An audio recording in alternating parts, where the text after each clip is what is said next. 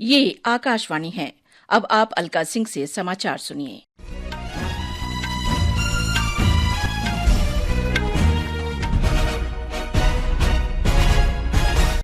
संसद के दोनों सदन आज विभिन्न मुद्दों पर हंगामे के कारण बाधित रहे। हंगामे के बीच राज्यसभा को पहले दोपहर 2 बजे तक और फिर कल तक के लिए स्थगित कर दिया गया। लोकसभा को पहले दोपहर 1 बजे और फिर दोपहर 2 बजे तक के लिए स्थगित किया गया। इससे पहले विपक्षी इंडिया ब्लॉक के सांसदों ने आज संसद परिसर में एक प्रमुख भारतीय व्यापारिक समूह के खिलाफ कथित रिश्वतखोरी के आरोप को लेकर विरोध प्रदर्शन किया।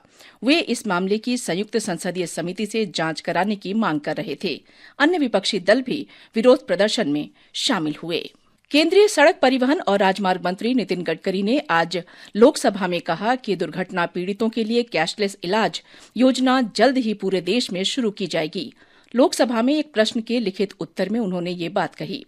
श्री गडकरी ने कहा कि 6 राज्यों में प्रचलित योजना शीघ्र ही उत्तर प्रदेश और बाद में देश के बाकी हिस्सों में शुरू की जाएगी।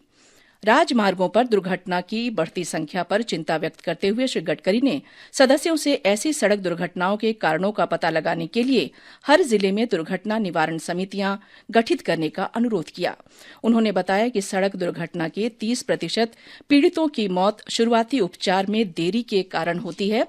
श्री गडकरी ने कहा कि 6 राज्यों में लागू कैशलेस उपचार योजना ने 2100 लोगों की जान बचाई है।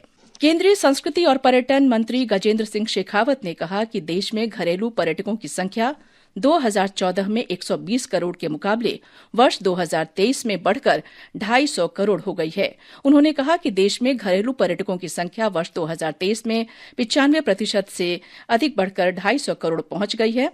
श्री शेखावत आज नई दिल्ली में पर्यटन क्षेत्र में पहल और विकास पर मीडिया से बातचीत कर रहे थे। श्री शेखावत ने कहा कि पर्यटन क्षेत्र में 2022 से 2023 के बीच 7 करोड़ से अधिक रोजगार सृजित हुए हैं।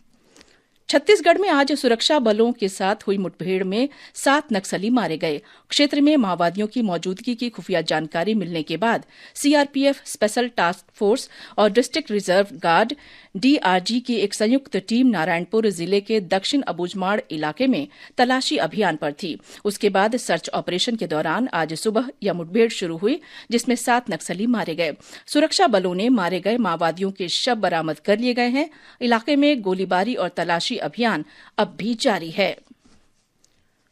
विदेश मंत्री डॉक्टर सुब्रमण्यम जयशंकर आज नई दिल्ली में संयुक्त अरब अमीरात यूएई के उप प्रधानमंत्री और विदेश मंत्री शेख अब्दुल्ला बिन जायद अल नहयान के साथ कूटनीतिक वार्ता करेंगे। श्री नहयान दोपहर बाद प्रधानमंत्री नरेंद्र मोदी से भी मुलाकात करेंगे। वे चौथी कूटनीतिक वार्ता और 15वीं भारत यूएई संयुक्त आयोग की बैठक में भाग लेने के लिए नई दिल्ली आए हुए हैं। विदेश मंत्रालय के प्रवक्ता रणधीर जायसवाल ने सोशल मीडिया पर कहा कि उनके इस दौरे से भारत और यूएई के बीच बहुआयामी तथा व्यापक रणनीतिक साझेदारी को और मजबूती मिलेगी। पुर्तगाल के विदेश मंत्री पाउलो रंगेल आज भारत की 4 दिवसीय आधिकारिक यात्रा पर नई दिल्ली पहुंचे। ये उनकी भारत की पहली आधिकारिक यात्रा है। विदेश मंत्रालय ने श्री रंगेल का स्वागत किया। विदेश मंत्रालय के प्रवक्ता रणधीर जायसवाल ने सोशल मीडिया पर कहा कि यह यात्रा दोनों देशों के बहुआयामी संबंधों को और सुदृढ़ करेगी। राष्ट्रपति द्रौपदी मुर्मू ने राष्ट्रपति भवन में आयोजित एक समारोह में आज सुप्रबल जन सेवाश्री जनरल अशोक राज सिगडेल को भारतीय सेना के जनरल की मानद उपाधि प्रदान की। श्री सिगडेल नेपाली सेना के प्रमुख हैं। उन्हें भारत के साथ नेपाल के दीर्घकालिक और मैत्रीपूर्ण संबंधों को प्रगाढ़ बढ़ावा देने में उनके योगदान के लिए सम्मानित किया गया है।